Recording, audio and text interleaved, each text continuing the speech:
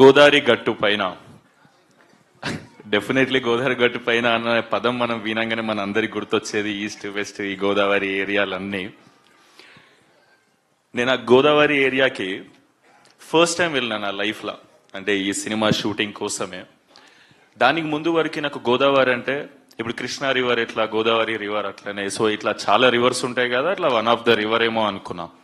So ఈ షూటింగ్కి నేను ఫస్ట్ టైం పోయినప్పుడు తెలిసింది గోదావరి జస్ట్ రివర్ కాదు, అక్కడ కల్చర్ వేరే ఉంది, అది ఒక ఎమోషన్, ఆడ ఫీలింగ్ వేరే ఉంది.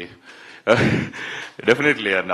సో వాళ్ళు మాట్లాడే విధానాలు కానీ అంటే చాలా స్వీట్ అనిపిస్తుంది. ఇప్పుడు మనుషులు ఇందాక సుదర్శన్ అన్నట్టు ఎంత భోజనం పెడతారంటే, ఎంత మర్యాద చేస్తారంటే, ఏదో సూట్ కేసులో గుక్కినట్టు గుక్కేస్తారు మన కడుపులా.